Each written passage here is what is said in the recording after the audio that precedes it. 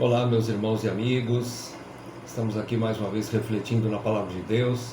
Eu gostaria de deixar aqui um convite para que você possa acessar a nossa página da ICCG no Facebook e também no YouTube, onde nós vamos encontrar algumas aulas referentes a esse assunto que eu gostaria de lidar com você hoje, meditar com você hoje.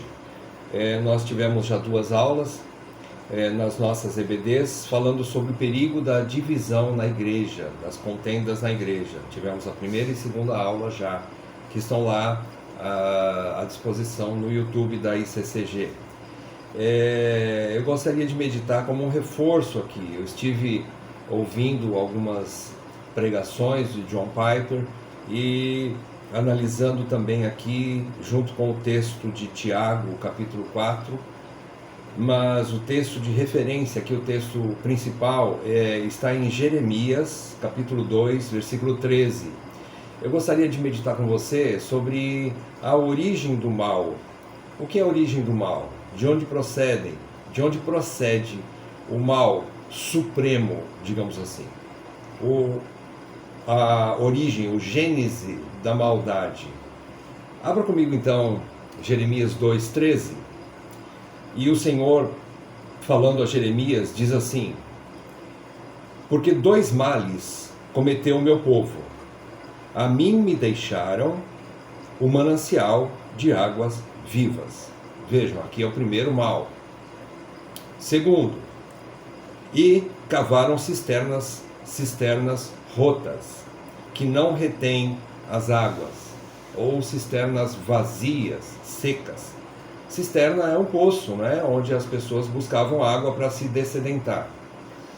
Então Deus está mostrando aqui qual é a origem do mal. Qual é a origem? A origem do mal aqui especificamente Deus diz que começa num povo que Ele colocou neste mundo para ser sua testemunha, para ser um povo que refletisse o que significa a verdadeira satisfação, o propósito supremo da vida.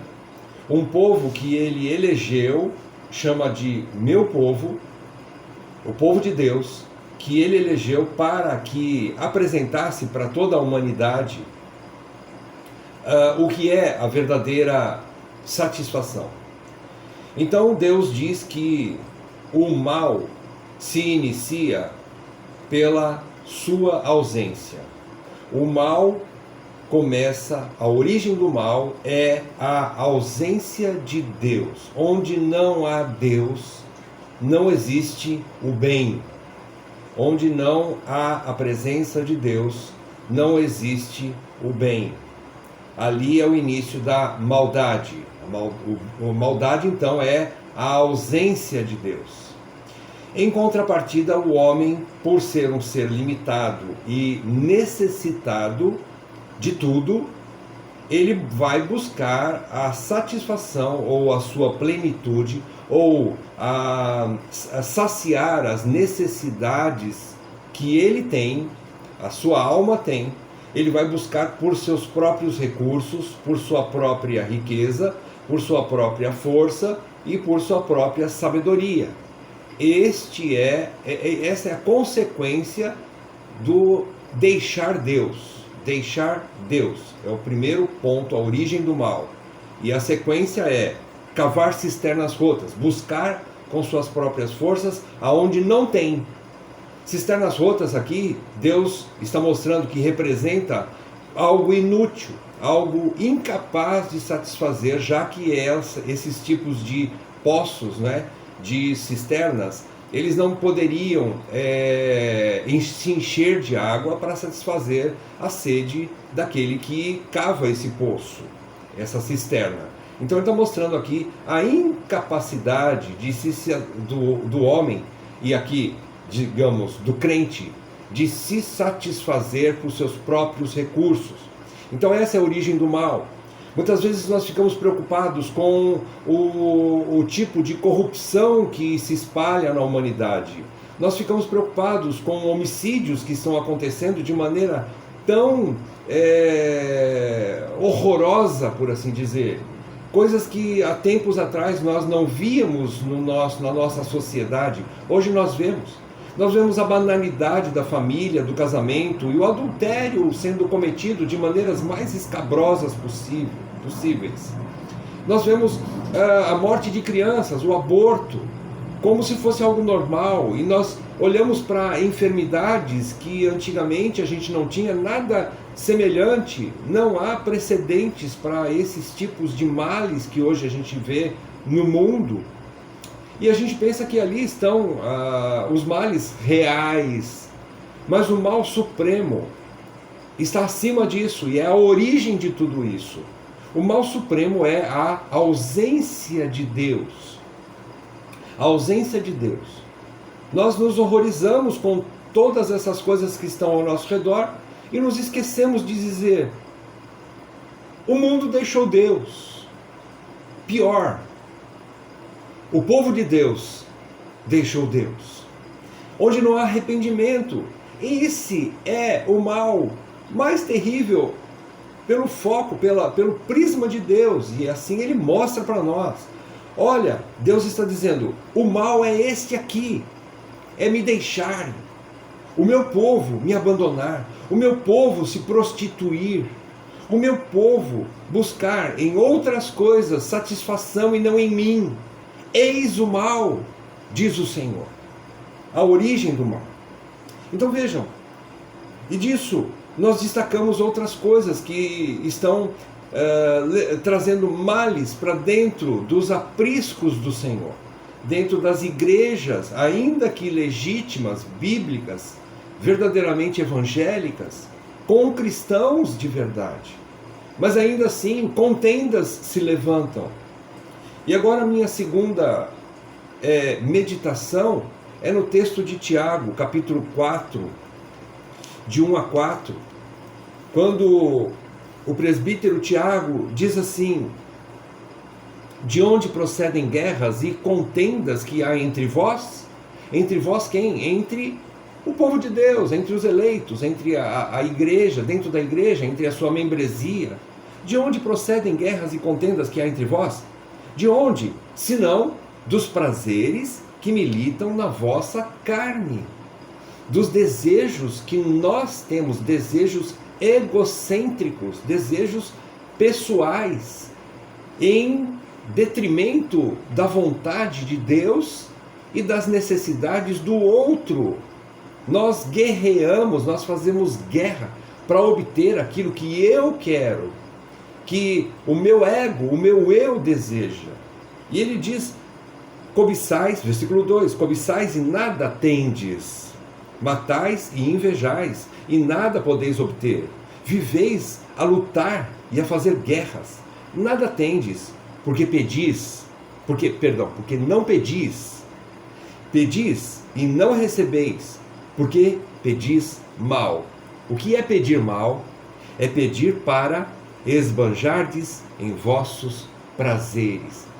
Enquanto o povo de Deus permanecer egocêntrico, o meu eu sendo o meu Deus, é o meu eu que merece ser satisfeito. Eu não vivo, ou o meu objetivo maior não é a glória de Deus, nem tampouco a satisfação do próximo, ou o benefício alheio, o suprimento das necessidades alheias.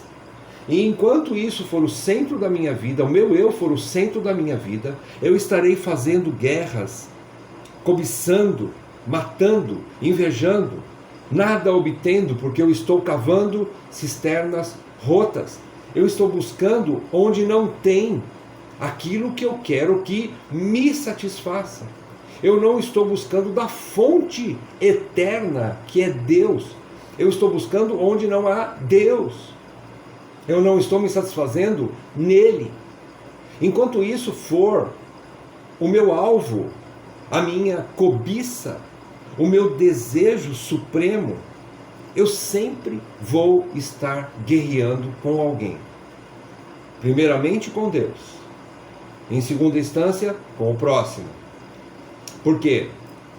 Porque a vida de igreja, guiada soberanamente pelo cabeça que é Jesus Cristo, nunca vai me colocar em evidência.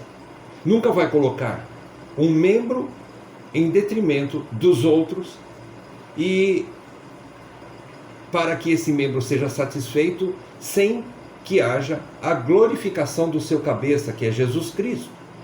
Nunca vou estar satisfeito. Então, isso requer novas guerras, novas lutas, novas contendas, novas divisões. Focar em algo que me satisfaça. Infelizmente, isso é uma realidade nas nossas igrejas. E nós precisamos lutar contra isso, urgentemente. Nós precisamos buscar arrependimento. É só pelo arrependimento que nós podemos vencer o egocentrismo, colocar o eu como Deus e não o nosso verdadeiro Deus, o Senhor, o Deus triuno. E só assim poderemos vencer essa busca louca, busca insana e busca inútil nas cisternas rotas da vida, nos poços vazios, sem água, que não satisfazem, nunca satisfarão ninguém. Somente assim nós teremos uma vida plenamente satisfeita. Quando nós entendemos que precisamos mais de Deus do que até mesmo do ar que nós respiramos, da comida que nós comemos, da água que nós bebemos. Precisamos mais de Deus do que do amigo que nos consola nas horas difíceis. Precisamos mais de Deus do que do seu próprio povo. Precisamos mais de Deus do que qualquer outra coisa ou pessoa que exista em todo o universo. E somente assim poderemos então satisfazer o nosso eu e seremos capazes de ajudar e nos dar para o outro, para o próximo, tirando-nos do centro, deixando-nos de ser egocêntricos e passamos a ser outrocêntricos. Deixamos de ser egoístas e passamos a ser altruístas. Consideramos os outros maiores, superiores a nós. Não temos mais a ambição de conquistar alguma coisa para nos satisfazer, já que estamos plenamente satisfeitos no Senhor, em Cristo. Então já cessam ali as guerras, contendas, lutas, brigas, divisões. Cessam ali toda essa busca insana pelas cisternas rotas da vida, querendo uma posição superior aos outros, querendo me colocar numa posição de superioridade, achando que eu preciso que os holofotes estejam voltados para mim, desejando o meu eu em evidência e não Cristo, e não o próximo. Quando eu estou satisfeito em Deus, buscando da verdadeira fonte da vida, eu não preciso mais ser exaltado, reconhecido pelas pessoas, admirado pelas pessoas. Eu não preciso mais buscar essa satisfação pelo retorno que as pessoas me dão. Eu não preciso mais buscar, cobiçar coisas, porque eu tenho tudo em Cristo. Eu estou pleno em Cristo. Irmãos, a igreja precisa entender isso. É somente assim que nós vamos voltar a glorificar a Deus. Com o próprio Senhor combate através das profecias de Jeremias, começando aqui neste capítulo 2 de Jeremias, e indo por toda a sua carta, mostrando a infidelidade de Israel, do povo de Deus, porque estavam buscando fora de Deus a sua satisfação, mostrando que isso é um adultério espiritual, porque eles estavam buscando outros deuses, e muitas vezes nós estamos buscando outros deuses, querendo conquistas. E quando olhamos para os males desse mundo, nós ficamos aborrecidos e assustados com homicídios, com enfermidades, com guerras, com adultérios, com coisas que afetam a nossa carne. É verdade, isso são males. Mas o mal maior é o povo de Deus deixar Deus. Esse é o mal que é a origem de todos os males.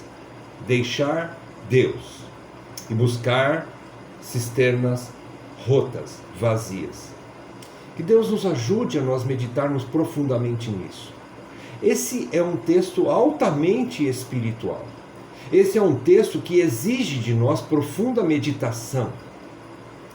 Ele mostra algumas coisas práticas que nós podemos fazer para que possamos adotar isso. E nós sabemos quais são os meios de graça que Deus nos ajuda a estarmos em comunhão com Ele, a estarmos nos unindo a Ele, a estarmos nos aperfeiçoando e nos satisfazendo nele, a estarmos tendo essa alegria. E em contrapartida, quanto mais nos satisfazemos nele, mais o glorificamos. Quando nós nos enchemos da presença dele e desejamos mais do que tudo a presença de Deus, a comunhão com Deus, a satisfação em Deus, nós estamos glorificando a Deus e expressando para um mundo incrédulo e até mesmo para crentes fracos na fé que precisam aprender isso, nós estamos expressando a verdade do que é o bem que supre toda a carência da humanidade. Deus é o bem que supre toda a nossa deficiência, que sana todas as nossas carências, que dessedenta toda a sede da alma. É Deus, somente Ele. Deus nos ajude a tomarmos posse de tudo que a igreja já tem nos ensinado, para nos satisfazermos nele. E com certeza as contendas cessarão. Em nome de Jesus. Amém.